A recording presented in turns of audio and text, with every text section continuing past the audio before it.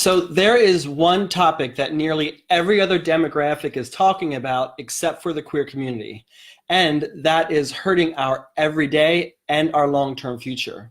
Do you know what it is? Well, if you're on this page and you follow us at all, you know it's probably about money. Talking positively in a positive way about money. And that's what this kickoff is all about, and that's what we're excited to announce is what's going to start changing today. Today is the virtual kickoff of our Queer Money Live tour that's taking place this summer throughout the Northeast region of the United States. And we wanted to kick it off today, kind of lay the groundwork of what we're doing, why we're doing what we're doing, all with the hopes of possibly seeing you out on the road. We do know that with some of the locations that we will be presenting at over the next few months, we will be doing some virtual events as well. So if you're not able to make it on site, most of the country won't be able to, know that you'll actually be able to join us virtually throughout the tour as well. So before we proceed any further, David wants to make sure that you all saw my rainbow unicorn. It's not positioned properly because I'm short. So tonight we're kicking off the Queer Money Live tour with our virtual session. So welcome, we appreciate you joining us, and we look forward to sharing a lot more information with you about the tour over the next several months. David right now is posting a copy of the live stream in different platforms so that people see it. So hey there, Fred. Hey there, David, my husband. I think we got Jonathan Lovitz. It's great to see you. So what is the Queer Money Live Tour? So the Queer Money Live Tour, what we've noticed when we travel the country talking at different locations and going to different personal finance conferences is that there are a significant amount of niches, a significant amount of demographics all talking about personal finance. You've got the Latino community, you've got moms, you've got military families, you've got Christians, you've got, thinking of anybody else. Also African-American women. Oh, yeah. This is a demographic that John and I are just blown away by. There are statistics out there that show that African-American women in general are taking the lead in financial planning, or taking the lead in they're basically their household CFOs. Well, the reality is that they are doing that in mass. It's crazy how many African-American women are getting into personal finance so that they can better themselves. We absolutely love this because it's a perfect model for our community as well. Exactly. So when we go to these different events, we notice that there's a dearth of LGBTQ people. There's really not a whole lot of people talking about that, especially 3 years ago when David and I started this. There are some more people doing it now, but it's not just about getting people becoming personal finance bloggers and podcasters. It's more than that. We want to start reaching the LGBTQ community, people who have different specialties, who don't necessarily want to have a career in finance, but we want to be able to improve their financial situation, because David and I believe that the only way that the queer community can continue to become stronger is if we become stronger LGBTQ individuals. And that combination of stronger LGBTQ individuals help us become a stronger community, and therefore we can continue to fight for our rights and proceed and push for progress that our community so desperately needs. Absolutely. So one of the things that John is pointing out there, and that we truly believe, is that one of the foundations of being a strong queer community is that we have to have financially strong queer individuals in our community. If we're distracted and constantly worrying about money, our financial situation, our job situation, we're trying to figure out how to pay off debt, all those kinds of worries will distract us from what's important, and that is fighting for our rights. The reality is that there are very few other individuals in this country who are actually fighting against laws that will take away their rights. And we have to do that. But if we're distracted by financial worries, we have less energy to be able to do that. We have less energy to be able to help our brothers and sisters. We have less energy to be able to hold up and support our community, especially when we need it. So that's the foundation of the conversation that we're taking on the road. We want to get our community having this conversation. We want to share some practical, actionable steps that are simple and easily accessible to most of the people in our community to start improving themselves financially and to really get the dialogue going. These stops won't be just David and me presenting to a crowd of people. This will actually be a conversation that we want to have with local LGBTQ communities throughout the Northeast region. So we're hoping that we see you and your friends and your colleagues and your family members there so we can actually have this dialogue, because not only do we want to share what we know with you, we want to learn more about what your challenges and struggles are, and so that we can figure out ways to help you overcome those from a personal finance perspective. So on the tour, we will be talking about several different things. One is we'll be talking about what queer money is and why is it important. We just talked about why it's important. But from our perspective, queer money is how we as a community spend, save, and invest our pink dollars, and the unique risks and concerns that the queer community has. We're often asked what makes LGBTQ money different than straight money, so to speak. And David and I believe that the fundamentals of money apply to everybody across the board, and that's about 80% of personal finance. But there are some unique nuances, some unique risks and concerns that many of you already are experiencing on your day-to-day lives that make our financial situation a little bit more precarious than other people's, such as the fact that we can be denied employment, housing, and services in up to 30 states, depending on our LGBTQ status. So those are the conversations that we want to have, and that is what, from our perspective, why it's important to talk about what we call queer money. Right. One of the other things is that because John and I do this regularly, we work with organizations like NGLCC, National Gay and Lesbian Chamber of Commerce. We work with corporations that are digging in, especially financial services corporations that are digging in and trying to understand more about our community.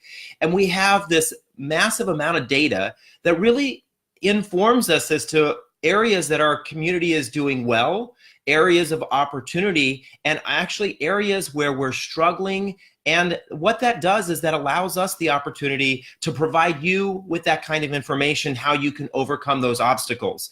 And that's really our job. Our job is to help you overcome those obstacles. We know that there are many of you out there, this is not your passion, right? Money for many people is not a fun thing. They actually hate it, right? I do not get that. Right. But because it's something that we're passionate about, we want to help our community. We want to give you the tools that you can use to help overcome some of these challenges. Exactly. So why should we start talking about this now? Well, David and I think that having a conversation about money is the first step in improving our financial future and improving our financial day-to-day, like what we're experiencing right now. In a lot of the discussions that we have in the Queer Money Facebook group, in our credit card payoff course, and even with our own friends who we didn't think were necessarily paying attention to what we're doing, we're often surprised by people saying that just by the fact that we're having the conversations, they're starting to make slightly better changes, slightly better financial decisions in their day-to-day lives that's slowly improving their financial situation. And that excites us because it doesn't necessarily mean that you have to make these drastic leaps to improve your financial situation. It just means making small, minor steps that we all have access to slowly improve your financial situation. And that's why we think it's important to have this conversation. And as we said, we think it's important to have this conversation now so we can continue to push for progress. So we'll be talking about what queer money is and why it's important. We'll be talking about why we need to talk about this conversation now. And then, as I said, we will be, this will be a discussion. So there'll be a lot of room for back and forth. And we will also have a question and answer period throughout the tour so that you can bring your most pertinent questions and we can either answer them for you on site or get some information for you as a follow-up. We really want to use this as the foundation for a much bigger, broader conversation that we want to have over time. And we hope that you, your friends and your family and your colleagues will join us. So right now, we're still working on the schedule. Right now, we currently have 9 dates booked. I believe it's 9. Yeah. We will actually be at the Gay and Lesbian Community Center of Maryland next Thursday, May 9th. So if you are in or near Maryland or know anybody. Baltimore area? Yeah, Maryland. Hopefully you or your friends and colleagues can stop by. Then on Thursday, May 16th, we will be at Destination Tomorrow in the Bronx. We're super excited that Sean has agreed to have us stop by and speak to his community. The one thing that we love about that is Sean started the Destination Tomorrow with his own money. He cashed out his retirement, and started this center because there were so many transgender and LGBT people who are people of color in the Bronx area that were not receiving any services. And so we really want to understand what are some of the things that they're struggling with financially, or things that they need financially, so that we can help. And that will then allow us to write more and share more information that will be helpful for those people. Exactly. Then on May 22nd, we will be at the LGBT Center of Greater Reading. So if you're in the suburb of Philadelphia area of Reading, we'd love to see you. On June 5th, we're actually going making our farthest trip. We're going down to West Virginia to Element Federal Credit Union. They were hosting us at the Black Sheep Burrito Brewery for a talk about LGBT money. June 15th, we're excited to announce that Capital One Cafe in DC, Chinatown, they will be hosting us for an exciting talk. June 23rd, then Capital One Bank will be hosting us at Union Square in New York City, just to kick off, just in time to kick off World Pride. Well, Pride Week, I guess, all month is World Pride. Yeah. And then July 10th, we are scheduled to have a discussion with the local people of Hatboro, Pennsylvania, another suburb of Philadelphia. So those are currently the places that we're scheduled to go. We will continue to update this post as well as our website as we add more dates. If you know of any locations that would like to have this conversation, please make an introduction. We'd love to have it. But really, we're excited to kind of get this conversation started. Our community is not having it, and it's hurting us both in our everyday lives and with our long-term future. And we want to stop putting ourselves in that precarious position and help us overcome some of the financial insecurity that many of us are dealing with today. Right. And one of the important things is that we want to help people rewrite their money story. You know, one of the things that John and I have found is that with many LGBT individuals, we come from a place where we don't feel like we necessarily deserve it.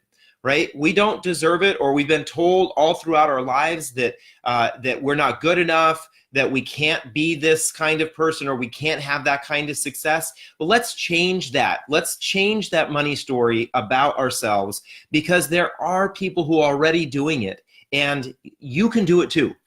If John and I could do it, anybody can do it. And we really understand that, you know, for some people, the steps are going to be a little bit longer, and it may take them a little bit more time. But for everyone, there's a way to make some sort of progress, and we want to get you on that path. Exactly. So if you have any questions about the tour, feel free to comment below, and we will be continuing to pay attention to this feed and answer any questions or comments you might have.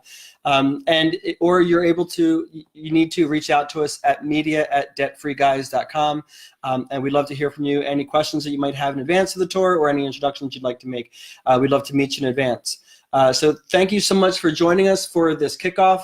As you can tell, David and I are super excited. I have about 5 more pounds to lose before next week, and then we'll be all excited and ready. So, yeah. Anything else you want to say, Mr. Altenschneider? Yeah, I was just going to say, if you are in the upper northeast and you want to attend one of the events, or you want to connect us with one of the centers, you can go to the link that's, depending on where you're watching, it's the link that's in the comments here is where you can let us know. You can find out more information and sign up for information about the tour, as well as connect us with organizations that you know would like to have us come and talk, where we can talk. Exactly. So thank you. Everybody have a great night, and a fun and financially prosperous and happy Pride summer. Yes. Thank you very much. We'll talk to you later. Bye-bye. Bye-bye.